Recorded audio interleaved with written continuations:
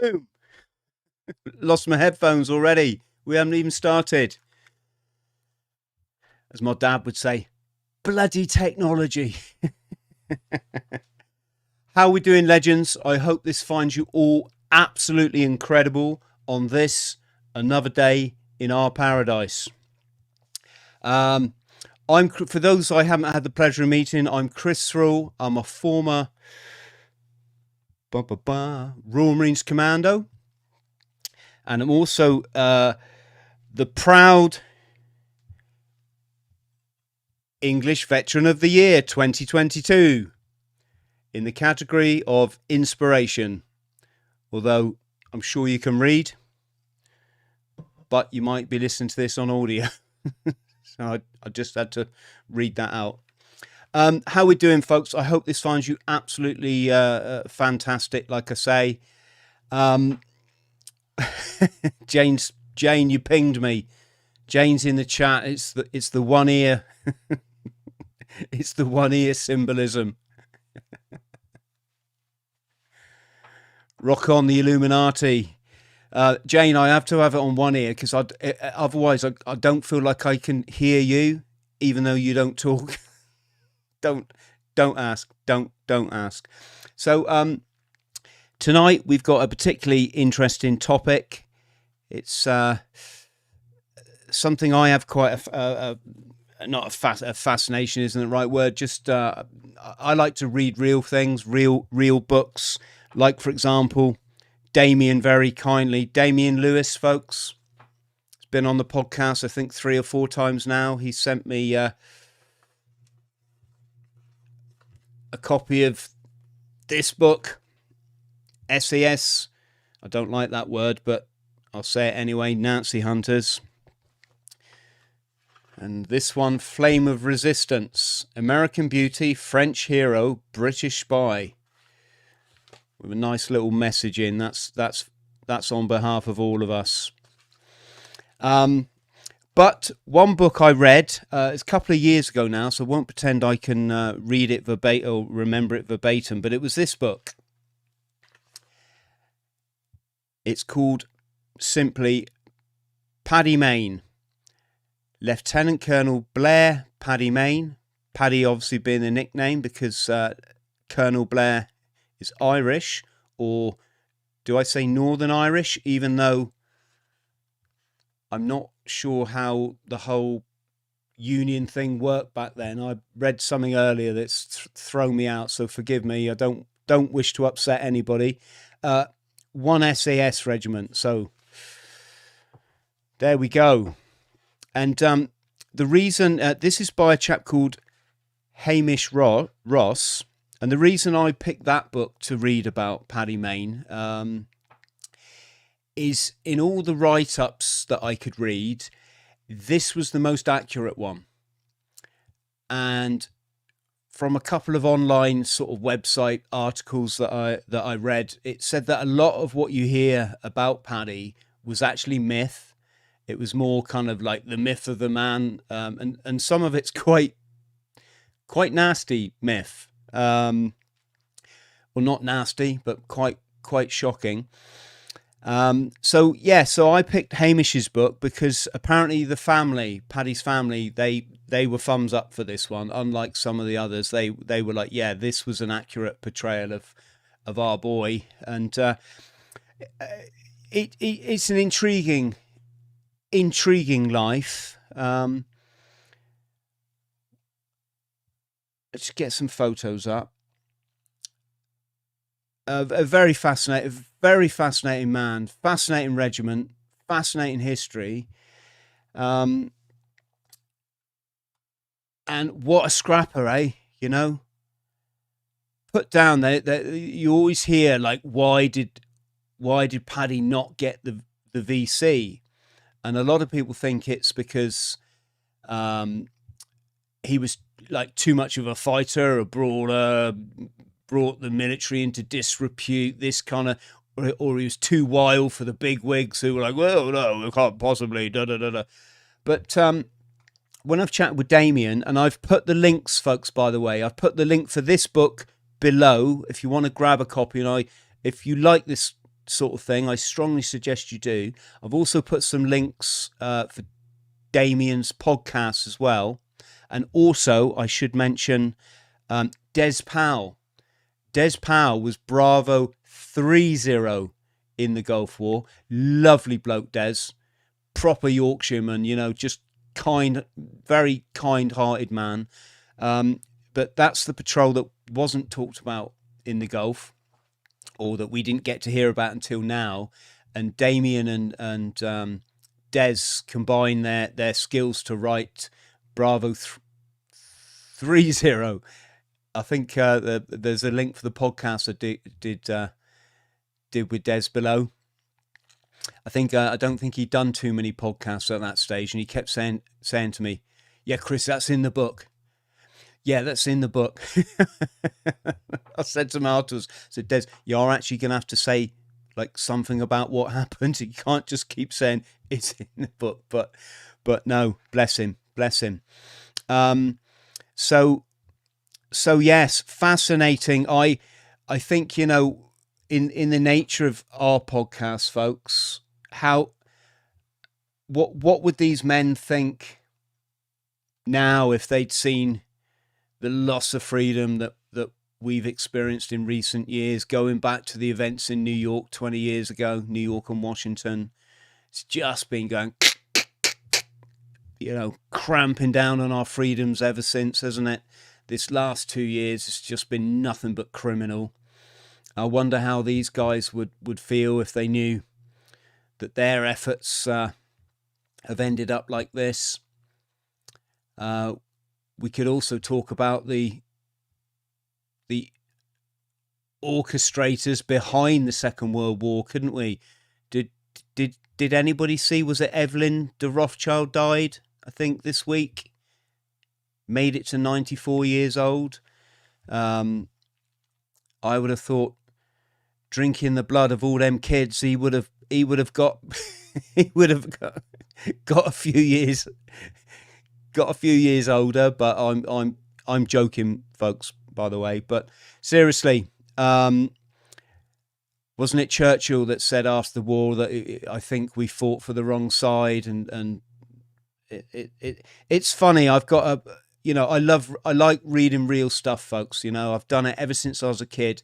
It's inspired me to go out and travel 85 countries across all 7 continents, you know, live my dream, get my pilot's license, get my skydiving license, explore Antarctica, scuba dive on icebergs.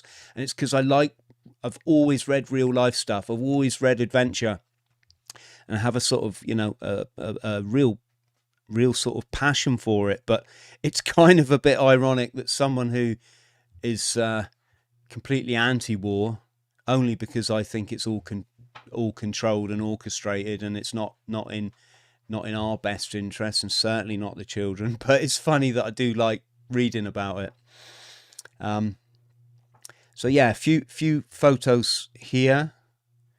I'm not sure what his home regiment was, because you have a home regiment before you join the commandos. So the Second World War, you can see the picture top right here with is it that called a tam o' shanty? Although I don't know if they call it that in Ireland. I'm guessing this is some like the Royal Irish Regiment or something. I don't know. We're not going to get hung up on the details. But Churchill put a shout out. He said, right, I want young men that are prepared to go behind enemy lines, and you probably won't come back. And of course, in true British stoic style, lots of young men put their hands up, you know, and got dropped by parachute, didn't they, up there in the wilderness in the north of Norway, in the freezing Arctic wastes, and they fought for their lives, basically, and they fought for your life and my life. Hence, I wear my poppy with pride. And if you can support the British Legion, it's criminal that us taxpayers have to support the damage from war. But putting the politics aside, friends, they really do help people. You know, they've helped me. They helped me after all my sort of challenges back in the day. And it could be something like you got a veteran and his roof's leaking. He might be down on his luck, can't afford to replace the roof. And British Legion or SAFA can step in. SAFA can access funds from British Legion. Next thing you know, that veteran doesn't have to worry that his roof's leaking. That's one less mental health problem, isn't it? Let's have a whip through these photos, and then we'll get onto an interesting article that I found. We'll have a look at the trailer for the BBC. A little bit ironic because I don't watch the BBC, so I don't watch mainstream stuff, so I haven't seen it, although I might try and find someone who's got a TV license and watch it at their place. I think that looks like Paddy nearest to us, doesn't it? And judging by the height of the chap next to him, that could be David Stirling, or that could be Paddy. I'm who knows? If you know, put it in the comments. Interesting thing about Colonel Blair Paddy Mayne, I should say, is he looks different in every photo. It's almost like he could be a different person. I'm guessing this is the desert phase where they were away from camp for prolonged periods, and they didn't really pay much attention to army protocol. Sorry, going back to what I was saying. So Churchill put a shout out for young men to join the commandos, and then I think from the commandos, of which I believe Paddy joined, David Stirling, who I believe was captain at the time, Captain David Stirling, started to recruit for a special regiment, special air service, and he came across Paddy in jail. Allegedly, Paddy was in jail for drawing a bayonet on his commanding officer. Take this with a pinch of salt, folks. It's, the myth can be bigger than the truth sometimes. And David Stirling rocked up at the military prison. He said, "I'm David Stirling. How do you do?" And he said, I'm Paddy, and I'm in prison for pulling a bayonet on my commanding officer." And David said, "Look, I'm putting this regiment together. Like, do you want in? It's like, we only need hard men, basically. We don't need the sissy boys." And Paddy went, "Yeah, I'm up for that." And Stirling said, "Yeah, but one thing, don't you ever fucking pull a bayonet on me." He might not have swore. I added that for effect. Did you see what I've done there? Yeah, good. Just before we go any further, folks, let's just say hello to our wonderful chat, and thank you so much all for joining us. I've got to close this pop up. Let's get rid of that. Look, I'm a technological wizard. God, I'm so good. And there's Luke. Look in the chat. Luke, thank you for your wonderful montage there at the intro. Isn't it good, folks? I'm absolutely over the moon with it. It's a spectacular piece of editing, mate. Thank you so much for doing that on behalf of the podcast. So back to the photos. Let's have a whip through these, and then we'll get into the story. And it's a very sad story, folks. Often there's trauma behind military heroes, and it was a tragic ending to his life as well. Oh, this is the BBC production now, I'm guessing. Not really a good similarity, but if the guy's a good actor, does it really matter? I don't know. What do you think, guys? And I haven't seen it, and I wouldn't slate anyone anyway unnecessarily. There we go. Look, like I say, looks different. In some photos he looks like a librarian. In other photos, Paddy looks like a school teacher. There you go. That's his 3-bar. Was it DSM? Was it the or DSC, the Distinguished Service Cross?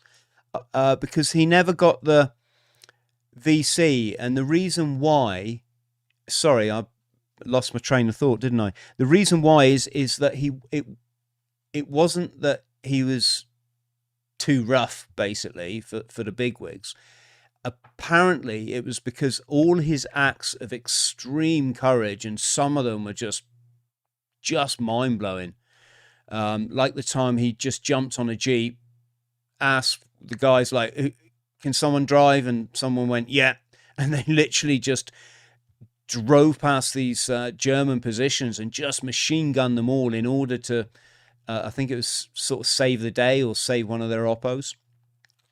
But the reason he didn't get the VC is that a VC has to be witnessed by a senior officer.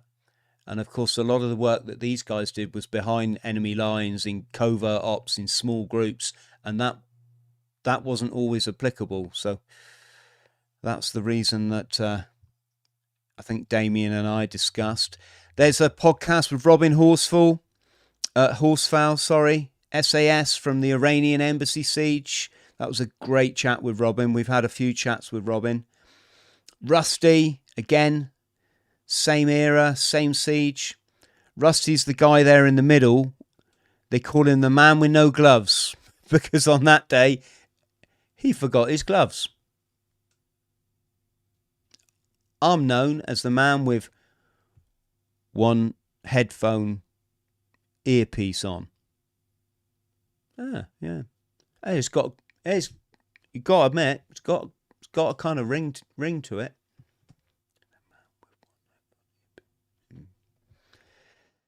There's Nige Spudely, again, SAS. We had a great chat. We've had a few great chats with Nige now.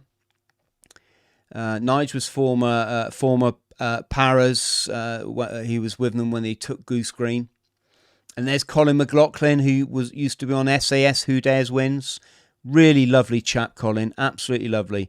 Left the SAS, tried to get in the RAF as a reserve, and they said, "No, sorry, we ain't having you." I think it's because he had flat feet. A very smart picture of the Colonel with his Special Forces wings. This is the famous photo. I think this is the one his family likes. I think his sister has commented on this photo. For the life of me, I don't know where you get that kind of jumper in the military. It's kind of sort of thing you get from Next, isn't it? But Paddy certainly had one. Paddy, I don't even know what that means. Right. Let's have a look at the trailer for the BBC Portrayal. And like I say, friends, I don't pay a license fee, never will, so I haven't seen this. I'm going to pause it a little bit because the BBC will probably hammer us for copyright, folks. But let's have a look. And I need to warn you, right? This contains moderate violence, which kind of you'd say, yeah, it's a war, BBC. We figured that out for ourselves. I'm bringing together hang on. the men of a particular caliber. We've got no audio. No, I've got no audio. Let's go for that again. I'm bringing together men of a particular caliber. I've decided to form a parachute regiment. This is the uniform of your new regiment. The SAS. The war is in the balance. Why do you want to fight in the desert, Dave? Well, just looking at fascists, sir. I am a long shot, but at least I am a shot. We will destroy more enemy airplanes on the ground than the RAF will destroy in the air. Let the games begin. Here's our boy. Who dares wins. And come on, folks, let's be honest. I don't think she was in the SAS. I could be wrong. And we will continue to dare. What are the chances of survival? 10%.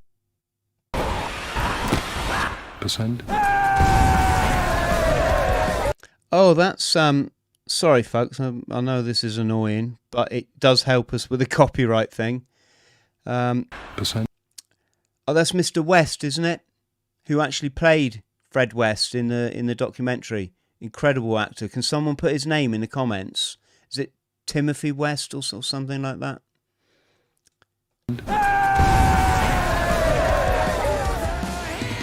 Welcome to the SAS.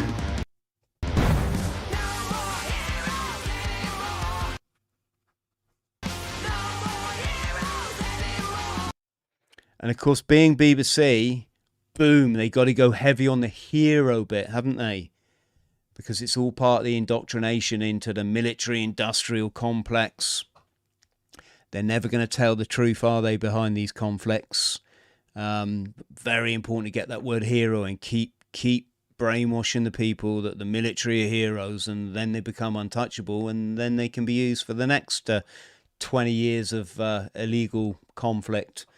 But there you go. Let's come on to our article. Just going to have a quick look at the chat. Say hello. Jane saying he's playing Prince Charles now in The Crown. Still can't see his name. Dun, dun, dun. There's Brooke. Hello, Brooke. I hope you're well, mate. Great to see you. Sorry, Brooke is Jack London, by the way. Hope you don't. I've just given your pseudonym away, Brooke. Don't get cross with me. Oh, Raptor Man, well done. Look, it's a Submariner's woolly pullover, folks. Well done, mate. Yes, bang on. Of course it is. I wonder which poor submariner he knocked over the head and nicked that top from. Yes. Oh, look, Luke's come in with something good. Jock Lewis invented that bomb. He did, mate, didn't he? And hence the name Lewis Bomb.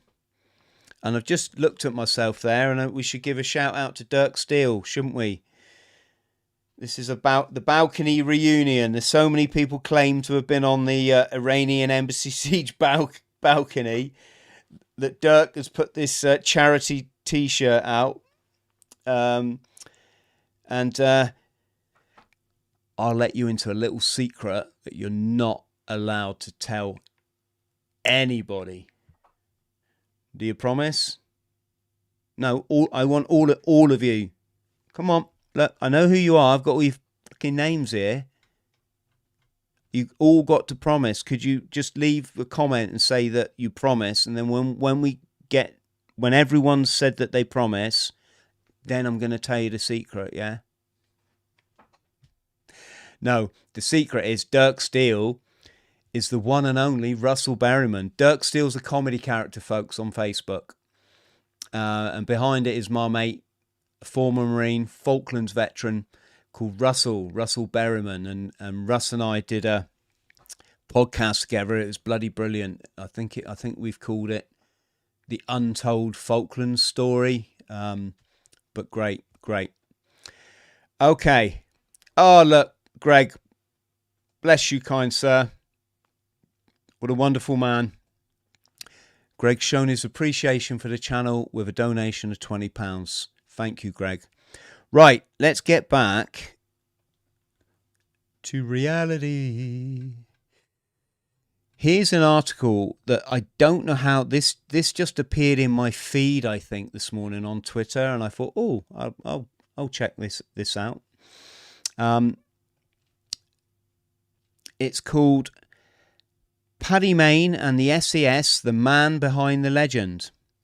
Take a look at the career of one of the founding members of the SAS. There we go. Again, got the Special Forces wings. I don't know why, but the Special Forces wings, folks, they sweep upwards as opposed to my wings, which sweep downwards. I don't know if that's some biblical biblical reference, like we're the fallen angels in the Marines or something, or the wider military. I've made this font a bit bigger, friends, so that you can read some of it yourself. We won't read all of this, but let's dip in and out, shall we? I still can't understand this line here. It says most superheroes have an origin story.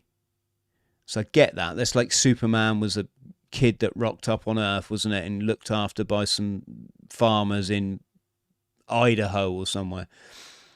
But in real life, Special Forces origin stories can end up portraying their protagonists as superheroes. I just cannot.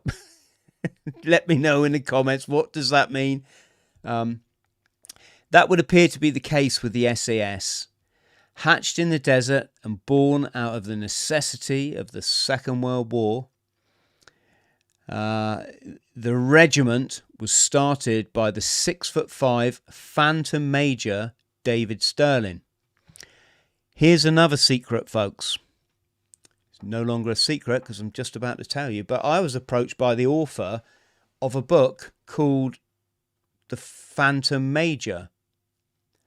And from what I gleaned, and it's on Amazon. Let me just see if we can find it. What I gleaned, it was some sort of exposure, as in, yeah, look, it's coming up. The first thing.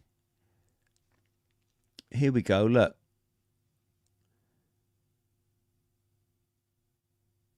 Was it this one? The Phantom Major. The story of David Stirling in the SAS regiment. Was it that one? I think it was. The author approached me, sent me an email. Chris, can I come on the show? Can I talk about the Phantom Majors? To which I obviously said, yeah, sure you can. I got the feeling, though, that it was some sort of, like it was a bit negative towards Major Stirling. But no, it doesn't look like it. Doesn't look like it. But anyway, we didn't get that podcast. I don't know why. Sometimes people just go cold, don't reply to their emails. Maybe it's because they're into the old, the narrative of the last couple of years. You know what I'm saying? A lot of people just go along with all that stuff, don't they? Not really in the tradition of the SAS or other warriors, is it? To go along with a silly narrative that's now seems to have damaged an awful lot of people. Just criminal. Anyway, back to the article. So, hatched in the desert, born out of necessity. Principles simple: small bands of elite soldiers behind enemy lines, destroying the aircraft. One perception of the unit at this stage is a motley band of scruffy and rebellious commandos striking out of the darkness at the National Social. I'm not going to use that word, folks. It's just a brainwashing. They were never called Nazis, right? They were called National Socialists. Nazi is it was invented by the controllers because it sounds like really evil, and yeah, we've got to. It pays to understand these narratives and what they serve. History, they say, is written by the winners, but it's not. It's written by the controllers, so it's not true. It's a version of the truth, and I think we all know what shit that narrative's got us in. But going off topic a bit, but why not? That's why we're a podcast. But that's a motley band of scruffy and rebellious commandos. That just sounds like Royal Marines on a night out. The latter part is true, but the foreman needs qualifying. All the men were disciplined operators drawn from commando units. They sometimes grew unkempt beards because they're away from camp for long stretches. David Stirling was actually captured, placed in Colditz after he kept escaping from all the camps. This is an interesting photo. I believe that's David on the right, but this actually isn't the SAS. From what I've been told, it's the Long Range Desert Patrol Group, the LDRG or some acronym. I could be wrong there. It's just what I've been told. In his absence, responsibility for the SAS passed to the larger-than-life Irishman, Robert Blair Paddy Mayne. Mayne's story's a whopper. Terrific soldier, tremendous battlefield intuition. He was brave, unconventional, and a force to be reckoned with. The perfect man for the nascent SAS. And here's the story of him languishing in jail, which I won't read it all to you again. In that moment, a legendary partnership was sealed.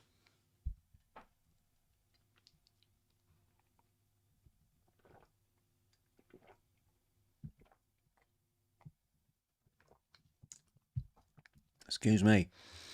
Born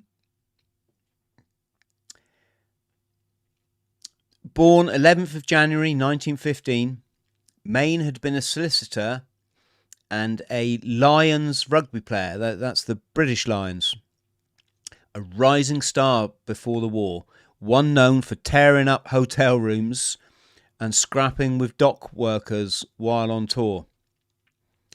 His impulses also allegedly flared out of control in response to the cushy reporting being done by correspondents like the BBC's Richard Dimbleby, who was supposedly safely ensconced in Cairo while men like Mayne were doing the hard graft of actual soldiering. That doesn't sound like journalists, does it? During a drunken escapade, he's said to have gone looking for Dimbleby in order to beat the hell out of him.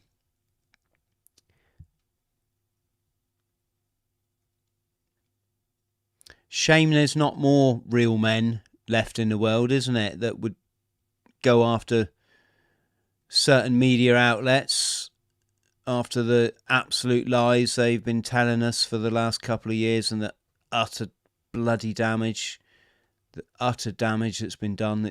It's just insane. Big credit to the man. And it wasn't just his fists. There are tales of him shooting the floor around the feet of a bar owner who overcharged and was rude to him. And the 2004 documentary SAS Warrior, The Life of Paddy Mayne, reports that an intoxicated Mayne once unloaded his pistol into a drinking companion. The murder is said to have been covered up. Folks, I'm just going to say now that I think this was it's been alleged it never happened. There is a story about him taking a grenade out in the middle of a busy cafe, placing it on the table and pulling out the pin. Folks, I can tell you now, if you know what you're doing, that really is no big. That's just like taking your safety catch off your weapon, really. And I believe that actual story is true. And of course, other things many have no doubt heard about Mayne is that he was denied the Victoria Cross. We've explained that, haven't we? But many of these stories are untrue, or they require context. This is the position by Hamish Ross. That's the book we've discussed. Link to buy this book, folk, is below if you want to treat yourself. First, the myths. These began during the war when newspaper reports of early SAS missions compared Mayne to a famous contemporary book hero, the fictional spy Bulldog Drummond. You're not being funny, but if you call your kid Bulldog, does that deserve a punch in the face? I'm just putting it out there. Perhaps a tad unfamiliar to modern readers, Drummond sounds preposterously escapist. He was some sort of James Bond hero who hid on top of wardrobes with poison darts. But the hyperbole quickly worked its way into Paddy's story.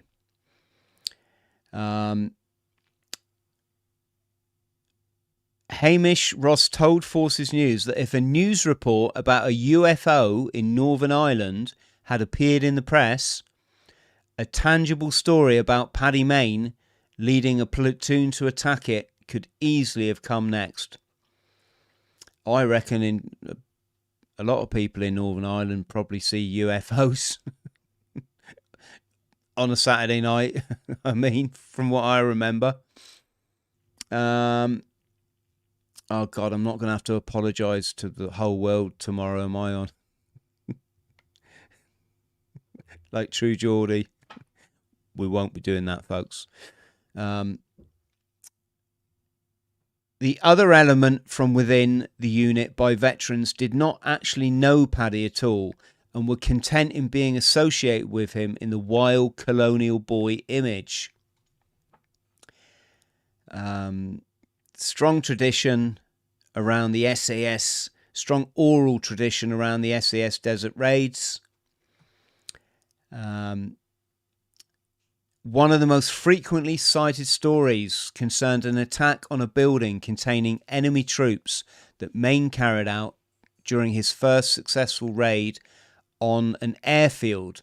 Folks, if you want to hear about this, I did a podcast with Damian Lewis. I think it was titled, Was Paddy Mayne a Psychopath? Purely because that has been alleged at this gentleman. We'll talk more about that. In fact, let me make a note. In this episode, Mayne is said to have coolly gunned down the occupants. The account appears in Alan Ho's biography of Stirling. Paddy spotted this Nissen hut affair and sneaked up to it. He obviously heard something inside because the next thing we knew, he dragged the bloody door open and was letting rip with his Tommy gun. Screams from inside and the lights went out. But this, Ross says, is likely inaccurate. Over the decades, however, the storytelling tradition became corrupted to such an extent that when it appeared in the official biography of David Stirling, it was in the form of a vivid eyewitness account by someone who did not even take part in the raid, but was with Mayne 2 weeks later. So this is allegedly, if you're not aware, folks, that basically they, in the North African campaign, the boys attacked a German airfield and Paddy was alleged to have ripped the door open, like it says here, on a Nissen hut. And behind it were, let's just say off the top of our heads, like 20 Luftwaffe pilots having their tea, kind of sort of unarmed, as you wouldn't be expecting anything in the middle of the desert. And Paddy was said to have gunned them all down, and it's been the source of no end of discussion, can we say? No end of discussion. It's an interesting one, isn't it? You know, it's a kind of a sort of moral question. And the honest truth is there's no answer to it. Everyone's going to view it a different way.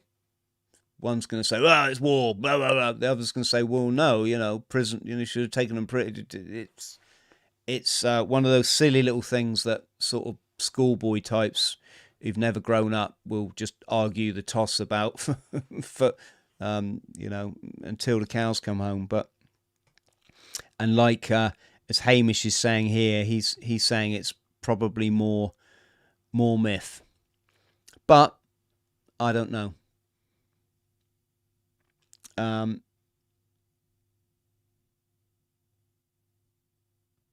Stirling would say an undisciplined tough is no good, however tough he may be. An undisciplined tough might have beaten up Richard Dimbleby, struck his commanding officer, or even murdered a comrade in a drunken stupor. Mayne didn't do any of these, not only because he was not an undisciplined tough, but also because circumstances would have made it impossible. Oh, you can't see what I'm reading, sorry. Dimbleby had been recalled by the BBC months before Mayne set off to beat him up. The kernel of truth, that Mayne, like his comrades, was angry the press had been making heroes out of individuals, but not naming the unit. So the SAS, which kind of is slightly ironic, isn't it? Because in latter day, they didn't want to be named. They wanted to be in the shadows. And, of course, the Iranian embassy siege changed all of that. Likewise, the story that Mayne was in prison for striking his superior officer, who was Geoffrey Keyes, because he wasn't selected for a raid to kidnap or kill Rommel, makes no sense. SAS were drawn from 7, 8 and 11 commandos. Remember what we said about Winston Churchill? Operating around the Mediterranean in 41. Commander units containing around 500 well-trained troops. Keyes and Mayne were both in 11 Commando, which was decimated in a mission in Syria earlier that year. By the time it was put back together and the Rommel raid conceived, Mayne had already left the unit. So a lot of these stories seem to fall apart. God, look at the picture. We had this in cartoons, didn't we, as kids? And you just took it like without questioning it. Well, because you were children. But look at it. It's pretty savage. It's like the worst part of humanity, having to take out another human being. It's just insane. And it wouldn't be bad if like these were bad people, but I've met lots of Germans. I lived with a German for 2 years during uni. They're lovely people, just like the British people are.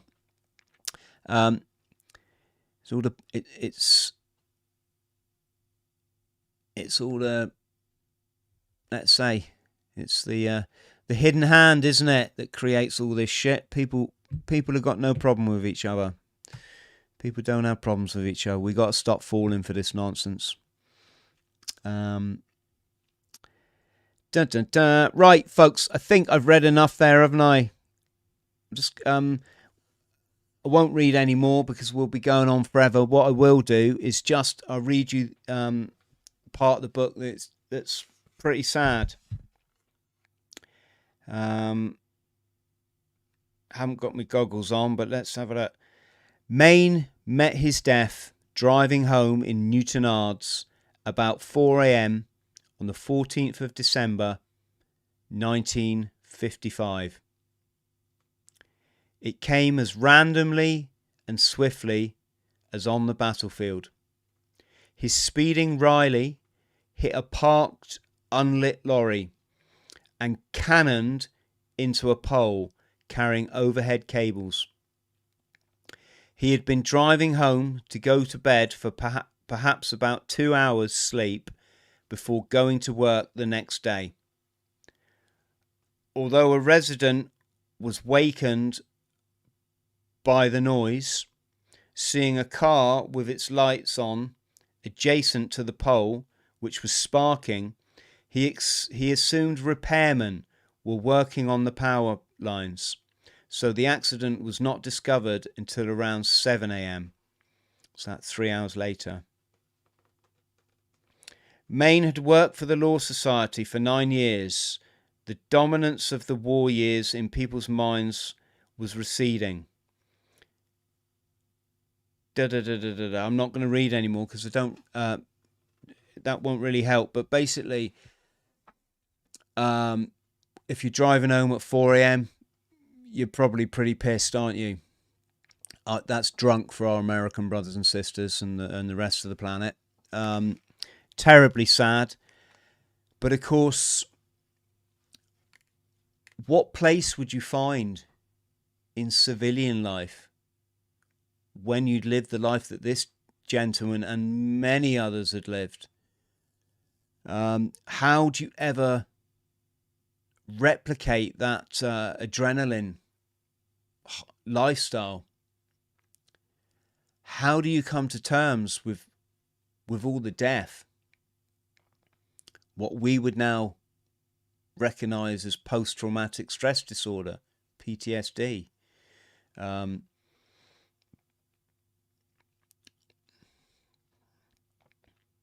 You've got to go back to being a solicitor. That was Paddy. Was it a solicitor or accountant? Sorry, I'm having a grey moment. But you know, go back to Civvy Street.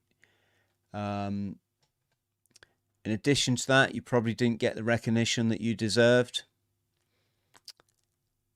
It's simultaneously interesting and also really sad, isn't it?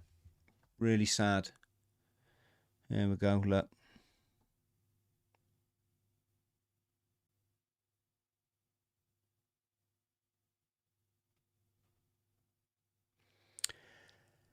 So, hope you've enjoyed this, folks. Just going to the chat just to say a massive thank you to everybody.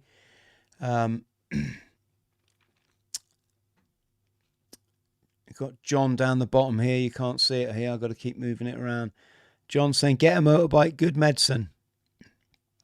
I've got a motorbike, mate, but I'm too scared to ride it. I've got a Suzuki Bandit, 650, is it? 600. It's so fast, those motorbikes, you know. They do 1,000 cc as well. Is it 1,200? This 600 is utterly mental. I've got it in the garage. I haven't been on it for a while. I've just, I don't know if I trust myself, to be honest. I don't mean my road skills. I mean the fact that you just want to go fast on these things. Yes, there was a famous raid, wasn't there? One of the early raids of the SAS. It wasn't a raid. It was a training. I think it was a training exercise where they were dropped in the desert by parachute, and many of them died. The winds were just extreme, and they all got scattered and injured. And that's the thing about the SAS that a lot of people probably don't realize, because there's all this fucking nonsense hero worship stuff that they've brainwashed it's not even the kids, it's all the adults, don't they? They say, thank you for your service. What do you mean? You ain't got a clue. You ain't got a clue. You're just supporting war. You mean to be nice, and you don't understand. I get that, but there's a brainwashing. The whole planet goes, thank you for your service, sir. That's indoctrination. That's. But what was I saying?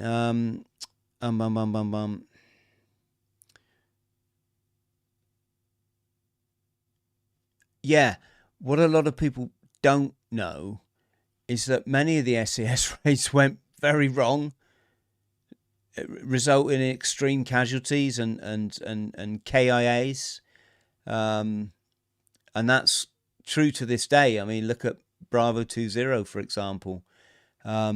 Sometimes you can be a little bit too, like, you know, what do you call it? Biting at the bit, chafing at the bit. Yes.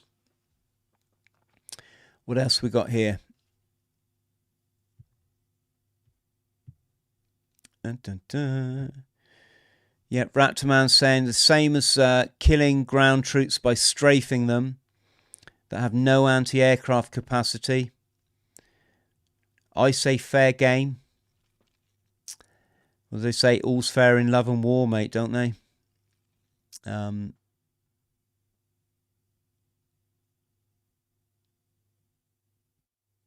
else we got here? What's Greg saying? Bollocks. Got to go change a tyre for an elderly neighbour. Laters all. Hopefully get back before you're finished. I hope so, Greg. You absolute legend. And thank you for the donation, Greg. Really, really appreciate it. It just helps us to keep the channel going. It's quite funny to a lot of people.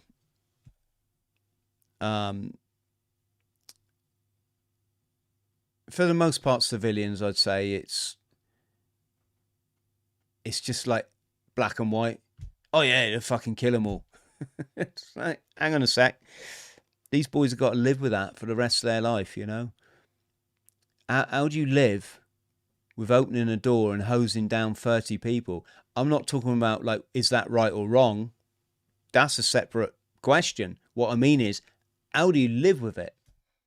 As you start to get older and, you know, things change, don't they, as you get older? You're not that kind of like sociopath that you are when you're young and you can just do shit and fuck it, you know. We've all done stupid stuff, haven't we, when we're young that we wouldn't do now. It's awful, but I don't know how much this Call of Duty sort of scenario affects people's judgment. People are very blasé about war and killing. It's not a nice business, and there's never any winners, you know. There's never any winners. Don't think it works that way. Anyway, folks, I hope you've enjoyed this as much as I have. If you could like and subscribe, I'd really appreciate it. Could we get some likes, folks? We've got 130 people watching and we got 64 likes. It would just be nice to get a few more to show your appreciation for the channel. Yeah, that's it. I'm going to bug out. I think I got fajitas now. So I'm looking forward to them. Take care of yourself, friends. And we'll see you soon.